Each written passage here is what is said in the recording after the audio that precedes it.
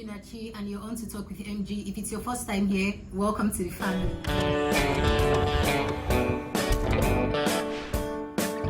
For the past few days, we've been seeing what has been going on in our society, in our culture, and in the world at large. We've been battling with the issue of racists and rapists. And I believe that anyone that has a platform should utilize it to create awareness.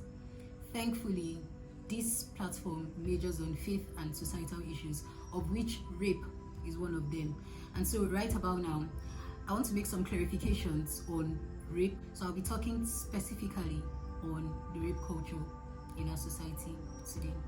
I woke up one morning, grabbed my phone, went on social media, and began to see painful rape cases. Cases of people that were raped and died as a result of rape.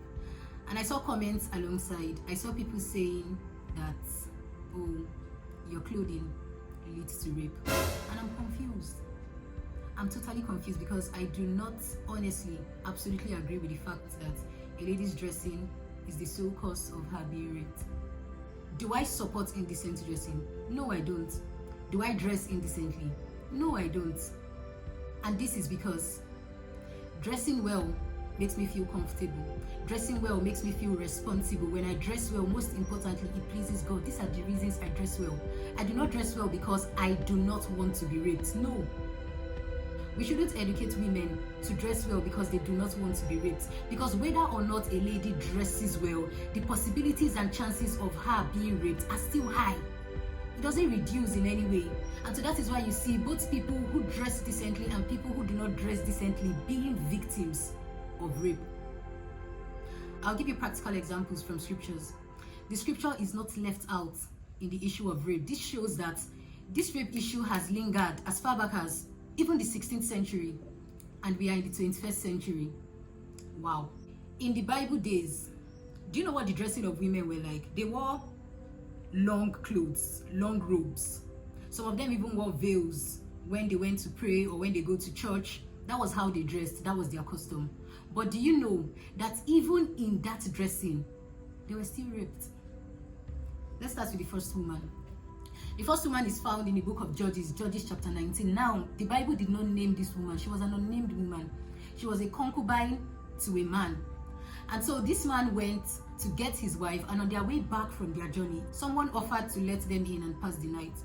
And so they stayed in the house and passed the night. And then this group of bad men, of troublemakers, of rapists came and raped this concubine. They raped her to death.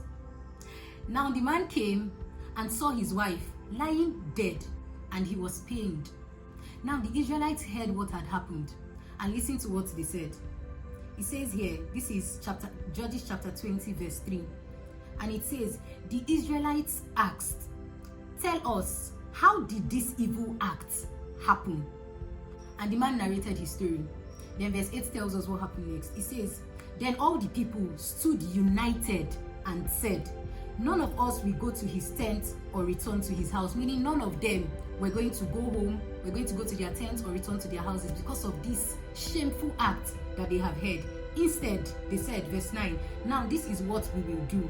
We will attack Gibeah. They were eager to go and attack the people that had brought such shame on Israel. Notice, the first thing they said was not, what was she wearing? They never asked that question. They never asked that question. But in our society today, we are so bent on focusing on distractions rather than attacking the problem, rather than focusing on the actual issue and dealing with it accordingly. It's sad. Now, there are lots of unnamed women in our society today who are victims of rape, but they can't even speak up. They have no say. That's the first woman. The second woman can be found in Genesis chapter 34. This woman was named Dinah. Dinah was the sister of the sons of Israel. That's the sons of Jacob. Born to Jacob by Leah. Leah was her mother. So Dinah went out to hang out with just fellow women. And what happened? This man saw her, called her, and raped her. Just like that. Her brothers were not around. And when her brothers came back and heard about what had happened, this is what they said. This is Genesis 34 verse 7. It says, Jacob's sons returned from the field when they heard about the incident and were deeply grieved and very angry. For Shechem had committed an outrage against Israel by raping Jacob's daughter, and such a thing should not be done. The 12 sons of Jacob plus Jacob himself, 13 men, never asked, "What were you wearing?" Instead, scripture rightly makes us understand that they were filled with grief and saying that such thing should not be done in Israel. But in our society today,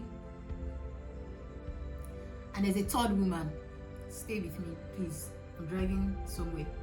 There's a third woman called Tamar. We should be very familiar with the story of Tamar.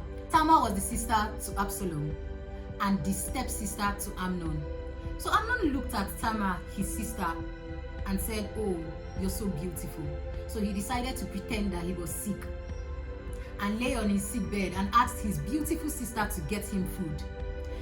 Now, his sister was the daughter of a king. She was the daughter of a king, and as at then, it was the custom of the virgin daughters of a king to dress in long robes that had sleeves. So that was how she was dressed, well covered. And she went innocently to give her beloved sick stepbrother his food. And just when she got right there to give him his food, he dragged her and raped her. When her brother Absalom heard it, the first thing he said was not, "What were you wearing?" But he was grieved and so angry with Amnon for conceiving such a thought towards his sister. How about children who are being raped? How indecent does a child dress, for Christ's sake, that you blame her for being raped? Where has our sympathy gone to? Where has our human conscience gone to? There's an issue as grievous as this going on in our society today, and you sit back arguing that men too are being raped. Has anybody ever stood up to say men are not being raped? But the people that were raped and killed were all females. So why bring about an issue of, but men are being raped, as though we were having some sort of debate whether or not men are being raped? Yes, in our society, men are being raped. But about 9% of men are being raped. The remaining 91% are women. What does that tell you? It means women are most vulnerable. You may feel that, oh, women just overreact, I beg. They just take things too personal. Rape is something to take extremely personal as a lady. Yes, because it could be me. It could be my loved ones. It could be my sisters. We are no longer safe. We do not feel safe. Because even the safest place now has become unsafe. I mean, someone that is being raped in a church. What else? In the comfort of your house, you're being raped. And I wonder, if rape and murder is the punishment for indecent dressing, then what exactly is the punishment for rape? Ladies, honestly, my candid advice to you, if you're friending any guy, if you're dating any guy, ask him his perception of rape. If he goes ahead to tell you that dressing is the reason why men rape women, then think again. Because it just honestly means that when he marries you and you have female children for him, your sister, your relatives who are with you in your homes, there's high possibility that he will rape them. Do you know why?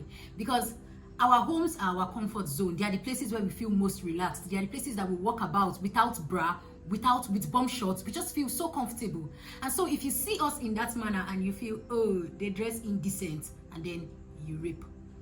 And then I hear other people too say, oh, timing, where was she, this, that. Fine. But I want to clarify something. It is wrong as a person to stay out late, be you male or female. But late for ladies is even defined, because I come back from where I go to 6:30 p.m., 7 p.m. and I feel unsafe. I see a group of guys and I feel scared. I can even be walking on the street and then someone is striking me, but because it's already late, 6:30, 7:30, I can't say no. Because when they ask me for my number and I'm unable to give them my number, they stalk me.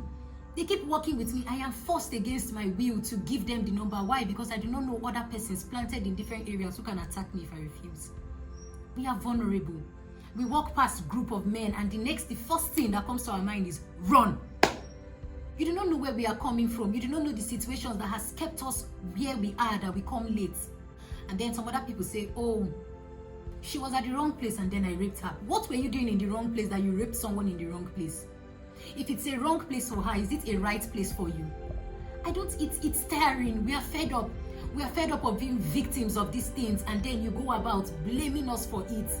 Ladies of today can't freely move about in the market squares without being harassed.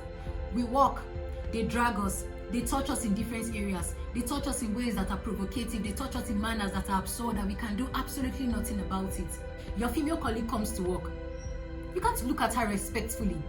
You can't look at her without undressing her. You make her feel so uncomfortable. You want to talk with her. I thought there was something called personal space. Oh, no, you want to enter us before you pass your message. We are threatened by all these things. They say, oh, snap a picture with your colleague. And then the first thing that comes to your mind as a guy is to quickly wrap your filthy hands over her waist in a sexy manner. Why? You see a female friend who you've not seen in a long while, and she stretches out her hand to give you a handshake, and you begin to caress her hand. Why? She wants to give you a side hug. You quickly drag her over and give her a very huge hug, pressing on her body against your body. Why?